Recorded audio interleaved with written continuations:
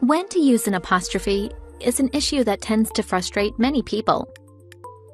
It's a tricky area, or should that be its? You'll find out in this topic.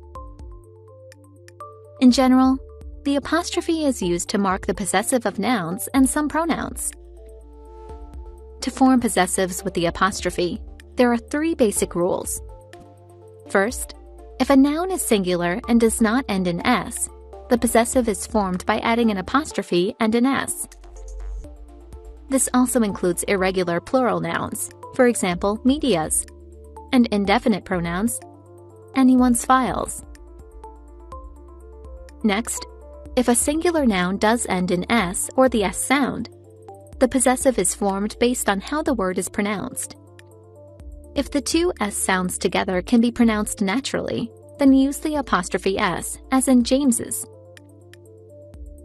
If you pronounce the word with only 1 s sound, just use the apostrophe on its own, as in employees. The last rule for forming possessive is if a pronounced s symbol is added. If a noun ends in s and a pronounced syllable is added when the noun is changed to the possessive form, then add an apostrophe s. For example, the witness's statement.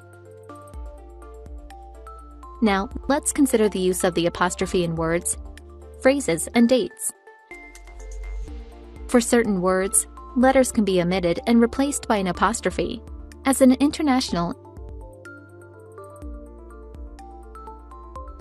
These types of contractions are typically used in informal writing, and may be more common in formats that have very limited space, such as in addresses. The dictionary lists many common contractions, along with alternative spellings and, where appropriate, plurals. Next, in conversational language, letters can be left out to shorten certain phrases. A common mistake related to this is to confuse its with its. Remember that its, without the apostrophe, is a possessive. Its, with the apostrophe, is a contraction of the phrase it is, as in, it's a good report. Then there are dates, where an apostrophe can be used to replace certain numbers. For example, the 60s instead of the 1960s. You can also use the apostrophe to form the plural with lowercase letters and abbreviations with 2 or more interior periods, or with both capital and lowercase letters, as in PhDs and X's and Y's. And remember that an apostrophe is never used with an S to make a plural noun from a singular. Keep these basic rules in mind to ensure you use apostrophes correctly. If you still have some lingering doubts, consult a good style guide to avoid misusing the apostrophe in your business writing.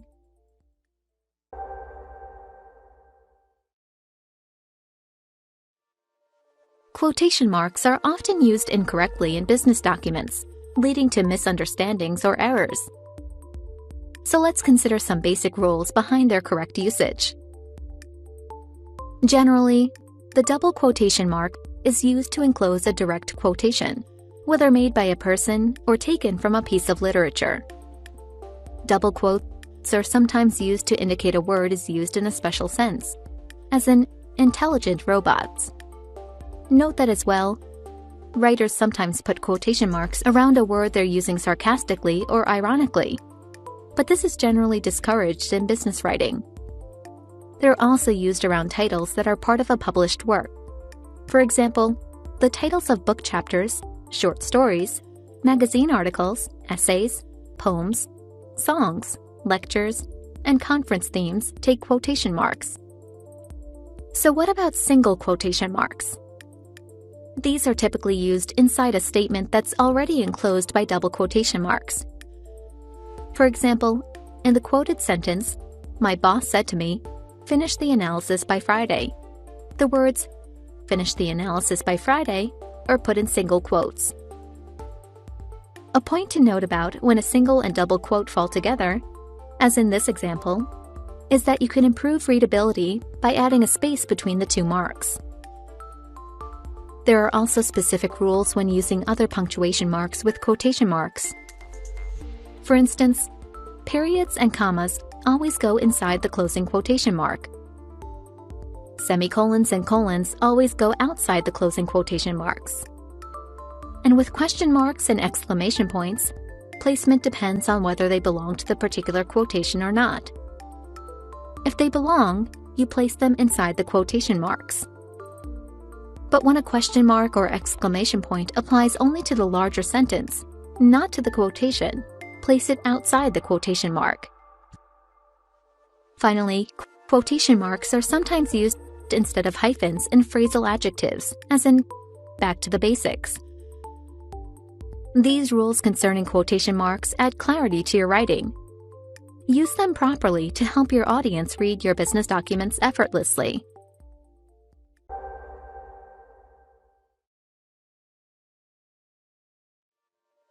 One often overlooked category of punctuation marks are parentheses and brackets. Although very similar, parentheses and brackets have different purposes. Parentheses are used to clarify certain words or phrases that may be unclear to readers. They provide additional explanations, facts, and examples that readers may find helpful or interesting but aren't crucial to the meaning. They indicate afterthoughts, as in the example, "You'll need to book the conference room for the presentation. Don't forget to set aside time for questions." You can also use parentheses to add personal comments to your sentences. For example, in the sentence, "According to the tabloids, phlogistics is our greatest competition. I disagree." "I disagree" is a personal comment, so it's placed in parentheses. Parentheses typically enclose material that's less closely related to the rest of the sentence than material that is set off by dashes or commas. The content within the parentheses is emphasized less than if it were set off by commas or dashes. Another point to note is not to put a comma, semicolon, or period before a parentheses. Then there are brackets, which are generally only used in quoted content. For example, brackets are used to enclose the word sick in quotes. This is the Latin for "in this manner," and is used to indicate that an error was made by the original source, not by you. You always place the word sick just after the error. Brackets add clarifying material to a quotation. They also indicate personal comments in a quote. In this example, the term "emphasis added" is used within brackets to show that the highlighting of an important phrase is yours and not the original writer's. Finally, if you need to explain or comment on something within parentheses, then you use brackets.